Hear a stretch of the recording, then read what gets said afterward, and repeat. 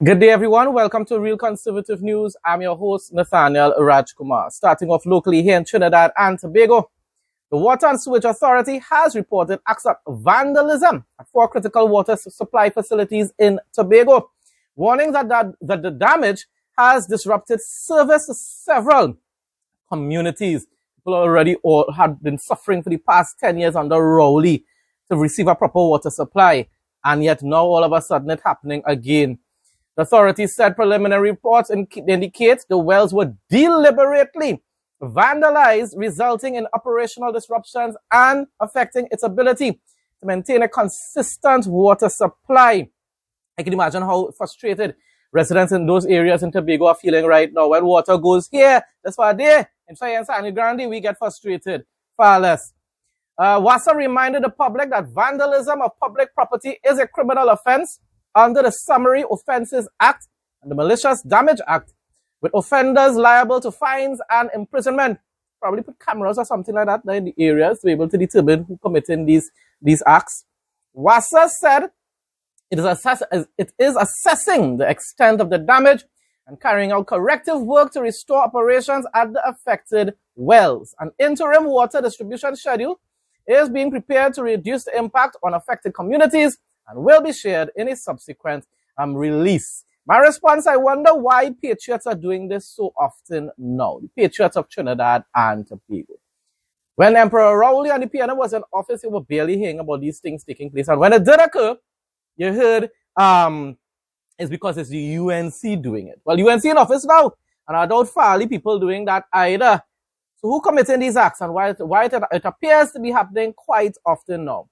And it begs the question, was it ever really any UNC activist or person or minion that were carrying out those acts while PNM was in government? Or was it just because total corruption was taking place, I remember watching a video, I think it was sometime late last year, where they were showing a particular area where an important part for one of those pumps or whatever was removed from one area to be used in another.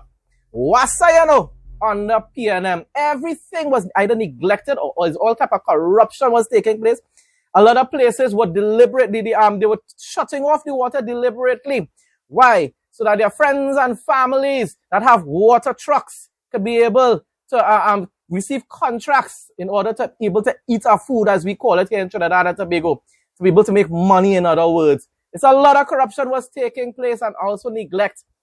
I keep reusing the example of where my relatives live in Upper Babwande in Sangre Grande. Lower Babwande has water and yet Upper Babwande doesn't have any. What is the reason for that? Now, most likely, I believe most likely it's because of corroded lines. Something happened years ago, because it's about 5 years now. And sadly, even Wayne Sturge knew about it. He mentioned about the water issues and stuff like that there, and he's doing nothing to resolve the issue. Hopefully something is done soon. But getting back to what took place here, you have to find some way to be able to resolve these things, or to at least reduce the chances of these things taking place. And therefore probably put a whole lot more cameras in those areas, in strategic areas where people might most likely pass in order to be able to go and commit those types of crimes. And definitely very close to wherever the wells are situated. So we could try to figure out who are these patriots that are depriving people of something so essential like water. Senator the Honorable Ravi Ratiram, Minister of Agriculture and Fisheries, commended the Pet Village Limited on the opening of its second location on Saturday, the 28th of March 2026 at Icon Plaza. March already, done. March finish. One quarter of the year, basically, gone. Plaza Aranguez, time really passes quickly. Plaza Aranguez describing the initiative as positive step forward strengthening animal welfare and responsible pet ownership in Trinidad and Tobago. I love animals, so I love this story. When I saw it online, I decided to share it with everyone. The minister highlighted the significance of the launch of the Pet Village experience as a modern and integrated approach to pet care, combining retail services, veterinary support through the Blue Cross Vet Clinic, and innovative offerings such as the Hearts and Paws pet bakery. A pet bakery, wow, sounds wonderful. And a dedicated cat hotel. My goodness, you know, cats gonna enjoy that. During his remarks at the grand opening, Minister Ratiram stated pets are not just animals, they are family, and he's 100% correct about that. I had pets that passed on, and I still grieve for them. I still miss them to this very day.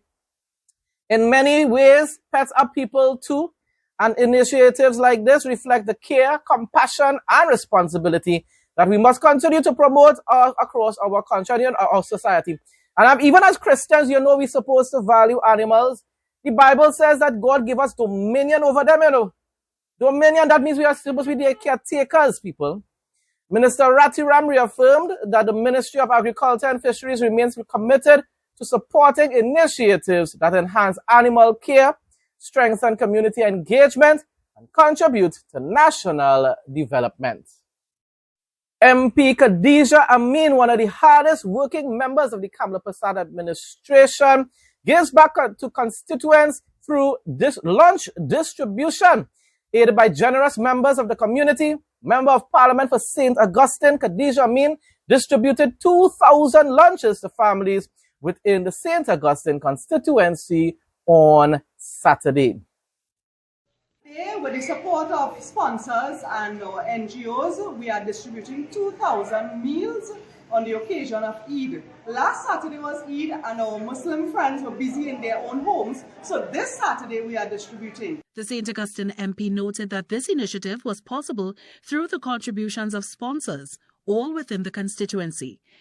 All of this is with sponsors. A lot of them are from the Muslim community, and because of that, they wanted to give during the month of Ramadan towards something like this. And I was so happy to be able to facilitate that with our Muslim community. So our masjids, the 3 masjids in St. Augustine are involved. They were involved in the planning of this and the delivery, the execution. With a full day of giving back, MP Amin was also a recipient, receiving a special gift from one of her young talented constituents, a signed portrait depicting herself and her son. With Easter on the horizon, MP Amin said her constituents can look forward to family-friendly activities, including a kite-flying competition. Ayana Carter, TTT News. Non-governmental organizations are told that they must keep their financial records up to date. Sounds like a way to be able to get to tax them. But in those kind of cases, I'm okay with that kind of tax. Income tax, business tax, or whatever. Wonderful. It's just that these added taxes that they're putting on is what I don't agree with, and the fees and the fines and so forth. Minister of the People, Social Development and Family Services, Vandana Mohit, made the statement as she addressed participants at the World NGO Day workshop held at the Center Point Mall in Chaguanas on Friday. But what you need to remember, though, unlike what Jamaica is doing, even though you need to have taxes to be able to generate revenue to an extent, most revenues should be generated via exporting of products and tourism and so forth, generating revenue that way. And what you need to do in order to be able to stimulate an economy, and UNC once upon a time understood that, lower taxes and remove less regulations and so forth. Regional news up next. We must also recognize the heart alone is not enough. Purpose must be supported by structure. Passion must be strengthened by accountability. Good governance, transparency, and compliance are not burdens to carry. They are pillars that uphold not my credibility alone, not the state's credibility alone, but pillars that uphold your credibility and ensure that your work endures for generations to come. Because when your systems are strong, your impact becomes unstoppable. Minister Mohit revealed that soon civil society groups would be approached to assist in addressing the socially displaced throughout the country. When I took office in this ministry, one of the first things I said is we cannot operate without civil society. When all the media houses were asking me about socially displaced persons, I said to both PSs, we cannot get rid of this problem with socially displaced persons without civil society.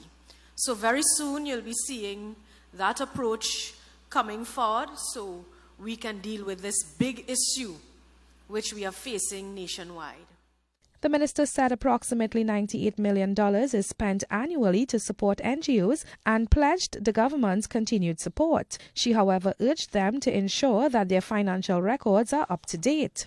And I want you to understand that when you do the wrong thing, and of course it goes out into the public, such as not having your financials up to par, then I have to answer. And we don't want that to happen in the future. So that is why, this is one of our initiatives to deal with matters such as those up front. Because what I've noticed as well is many people have that passion in their heart. They want that funding. They want to start an NGO. They want to acquire that funding. And when they get the funding, yes, you are doing excellent work. But financial compliance is a big issue for us. The theme of the workshop was Progress for Partnerships, Strengthening NGO Capacity for Sustainable Development. Nicole Duque, TTT News. Weather forecast, Trinidad and Tobago.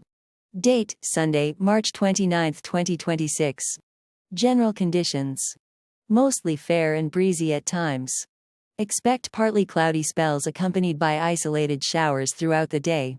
The night will remain mostly fair despite the occasional shower. Temperature, Piarco. High, 31 degrees Celsius. Low, 24 degrees Celsius. Marine conditions. Seas, slight to moderate. Waves, 1.0 meters to 1.5 meters in open waters, less than 1.0 meters in sheltered areas. Tides, spring tides are in effect, higher than normal high tides. Sun and air quality. Sunrise 6:01 a.m. Sunset 6:13 p.m. Air quality, moderate Saharan dust concentration. Cautionary note. Exercise caution during high tides due to the spring tide cycle. Individuals sensitive to dust should take necessary precautions.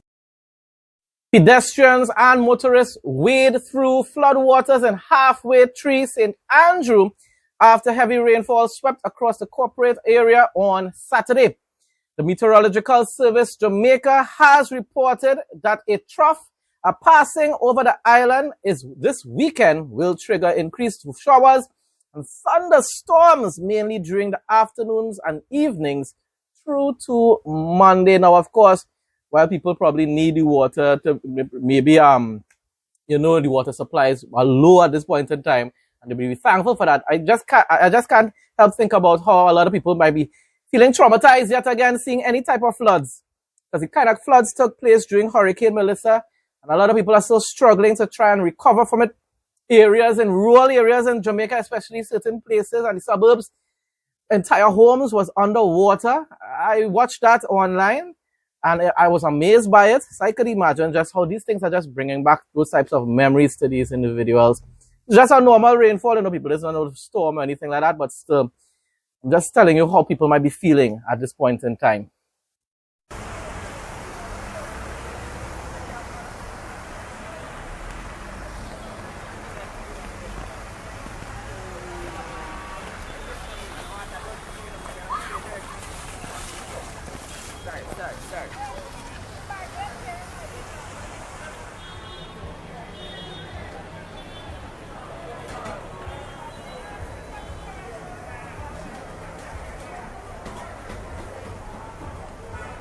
Minister Edgehill wrapped up a series of assessments in South Georgetown, Guyana, and along the railway embankment. Also joining him was Minister within the Ministry of Housing, Vanessa Ben, where they observed the water levels and debriefed on remedial interventions that have commenced to bring relief to affected residents. The contractor and consultant on the East Coast Demerara Road widening project were also present during the assessments. A major observation revealed that government's intervention of upgrading road networks and drainage systems are positively impacting residents in areas that have benefited from enhanced works. Now, the patriots in Guyana that don't like the Irfan Ali administration, but still, it's still a flooding taking place. But it has been significantly reduced in a lot of areas, and you can't do all the work one time, my dear patriots. When your political parties are in office, you don't complain about anything, just like the PNM patriots here in Trinidad and Tobago. They are silent. They actually make excuses. They talk about banning their bellies, tightening their belts, making the ultimate sacrifice for country. They care so much about country and are willing to make sacrifices when the PNM, and like in Guyana, it will be, I think it's the PNC or something like that, right? They're willing to make all these sacrifices when their party is in office. But once another party comes in, they start to complain one time. We want the road fixed. We want this. We want that. We want that. No more sacrificing for country, because at the end of the day, I keep telling people, especially here in Trinidad and Tobago, PNM is not just a party, in the minds of PNM patriots. PNM is their country, their God, and their race, along with being their party.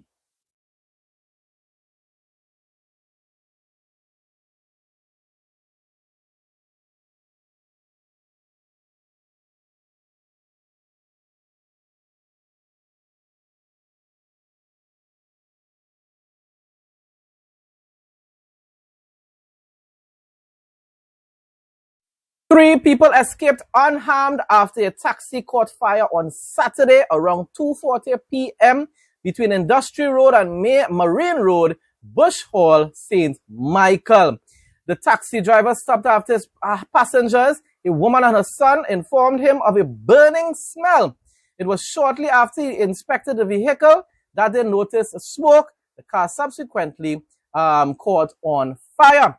The Barbados Fire Service tender arrived quickly to extinguish the blaze. I saw it on Facebook, the video. I wasn't able to download it to be able to show it to you all. But nevertheless, wow, thank God that everyone survived and are safe in Jesus' name. Progressive Liberal Party Chairman Fred Mitchell is taking aim at the Free National Movement, People's National Movement, Trinidad. But anyhow, Free National Movement's campaign launch, calling it underwhelming and lacking substance. He also accused the PNM of offering talk without clear solutions. Really sounds like the PNM. That's what PNM does the best, They have all kind of solutions. Never does anything when they're actually in office. He pointed to the absence of several prominent FNM party figures as a sign of internal issues. The politics in Bahamas becoming more and more interesting as it comes up close to election day. I don't think the Prime Minister has declared the day yet. He just wants to continue keeping people in suspense. I think they're overdoing it a little bit now, You're already giving the impression that it's going to have elections very soon, whether it's before, after Easter or whatever. Call the date and let people know so they can start to prepare to campaign or whatever. Or does it have campaigning? In Bahamas, everywhere else campaigns. It has to have a campaign. You want it to be extremely short to give you the chance of what? Remaining in power? What it is you're really doing?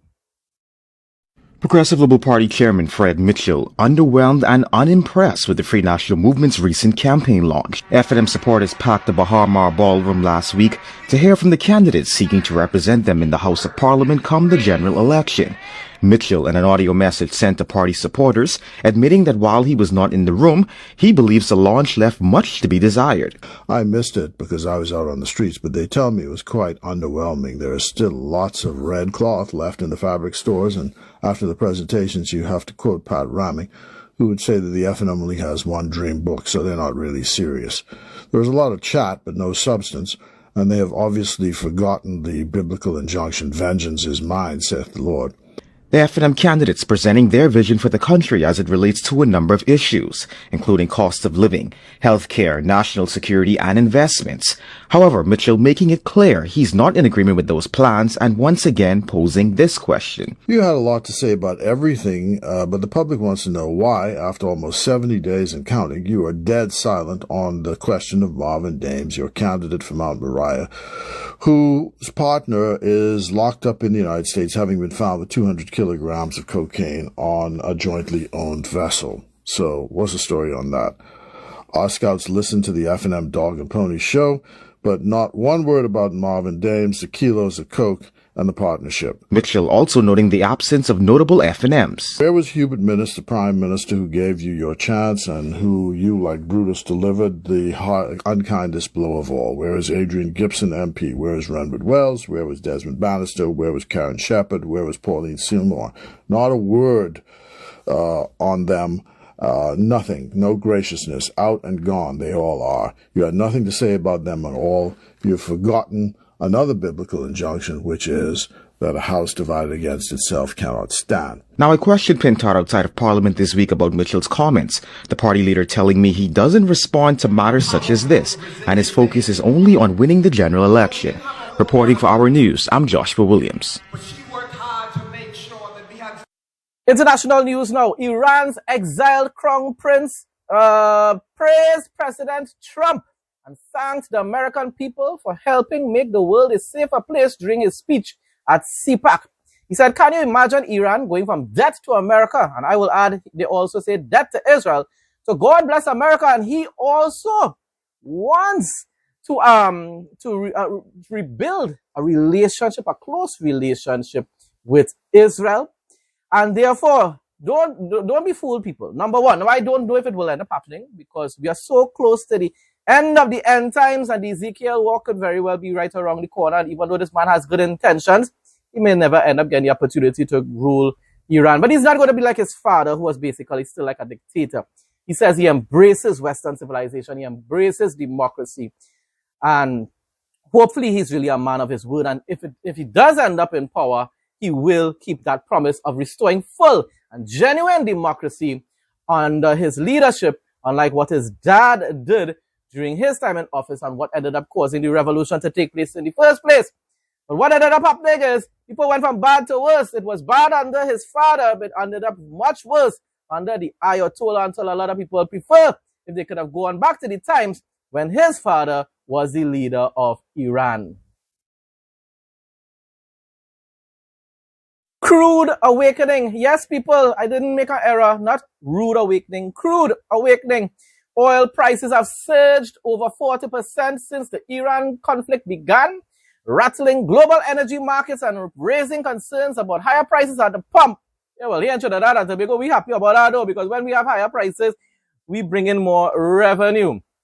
And analysts say consumers may not feel the full impact yet, as higher crude costs take weeks to reach retail gas prices.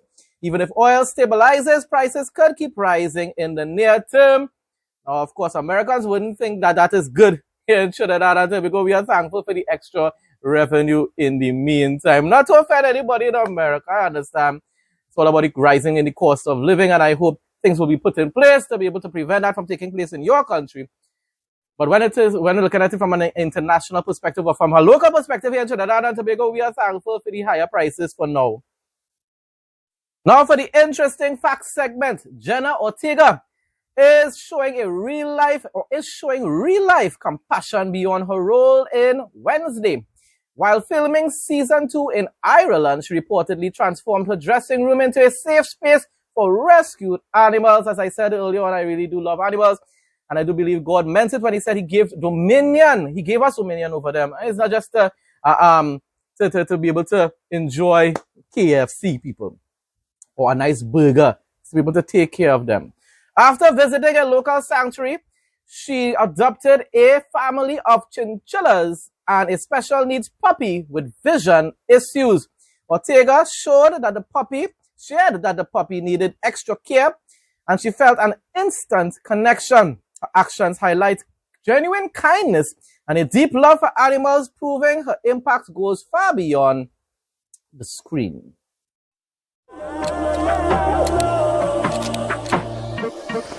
Welcome to Real Conservative News Travel Adventures.